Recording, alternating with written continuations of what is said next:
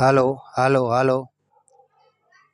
આજે આપણે દેવકણ ભગત એમના પિતાના ચરિત્ર જીવનની વાત કરે છે. મિત્રો, તો અત્યારના જે બાળકો કહે છે કે તમારા બાપાનું નામ શું છે, તમારી માતાનું નામ શું છે, તો અત્યારના જે સંતાનો છે એને કોઈને ખબર નથી. એટલે મારા માતા પિતાનું ચરિત્ર જીવનની વાત કરું છું. શું દેવકણ ભગત તેમના ચરિત્ર જીવનની વાત કરે છે, તેમના માતા પિતાની વાત કરે છે. દેવકણ ભગતના પિતા શ્રી રાણા પુના કુડેચા કુડા ગામના છે. તેમના લગ્ન રાજપર ગામે કરેલા છે. લગરા બીજલ સુરેલા તેમની દીકરી લક્ષ્મી બેન સાથે લગ્ન કરેલા છે. લગરાભાઈને એમ થયું કે મારા જમાઈને રાણાને રાજપર ગામે બોલાવી લઉં. લગરાભાઈ રાજપર રાણાભાઈને બોલાવીને કહે છે કે રાણા, આપણે જમીન ઘણી છે અને તમે અહીંયા આવતા રહ્યો. લગરાભાઈને રાણા બાપાએ હા પાડી. પછી રાજપર ગામે આવ્યા અને લગરા બીજલ સુરેલા તેમની ખેતીનું કામ કરે છે અને અહીંયા રોજી રોટી ચલવે છે.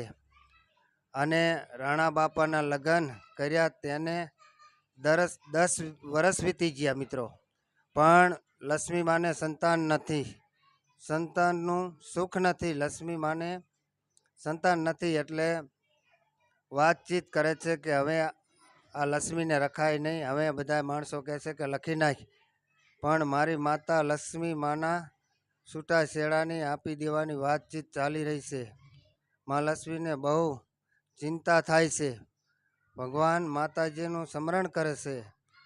રાણા બાપાને એક ભાઈએ વાત કરી કે રાણા, તને માર્ગ બતાવું. જા તું રાજપર ગામના નદીના કિનારે 1 કિલોમીટર ધાવડીમાનું મંદિર છે, ત્યાં એક પૂજારી રહ્યા છે. એ જે હશે એ કહી દેશે. પછી મારા બાપા ધાવડીમાના મંદિરે ગયા. અહીંયા રાજપરથી આગળ 1 કિલોમીટર જ છે. અને અહીંયા પૂજારી રહેતા હતા. પૂજારીને હાથ જોડી નમસ્કાર કરે છે. અને મારા બાપા કહે છે કે મારે સવાશેર માટીની ખોટ છે, સંતાન છે નહીં. અને બાપુ હાથ જોવે છે, લલાટ માથે જોવે છે અને કહે છે કે તારે ધાવડી માતાના મંદિરે તું આવ્યો છો, માને પગે લાગ, માં તારા સારા વરના કરશે. અને કહે છે કે તારે 3 સંતાન છે. રાણા બાપા કહે છે કે મારે શેર માટીની ખોટ છે. બાવાજી એક હાથ જોડીને લલાટમાં જોયું અને બાવાજી કહે છે કે બેટા 3 તારે સંતાન છે, સંતાન છે, કોઈ ચિંતા કરીશ નહીં. આ વાત સાંભળીને રાણાભાઈ ઘરે આવી અને લક્ષ્મી માને વાત કરે છે, આપણે 3 સંતાન છે, કોઈ ચિંતા કરવાની જરૂર નથી, કુદરતને કરવું. થોડા સમય પછી લક્ષ્મીબેનને દીકરીનો જન્મ થયો. તેનું નામ સવિતાબેન રાખવામાં આવ્યું. ત્યારબાદ 5 વર્ષ પછી દીકરાનો જન્મ થયો. તેનું નામ કાળુભાઈ રાખવામાં આવ્યું. પછી બીજો 5 વર્ષનો ઉભેર હતો મારી મા લક્ષ્મીને.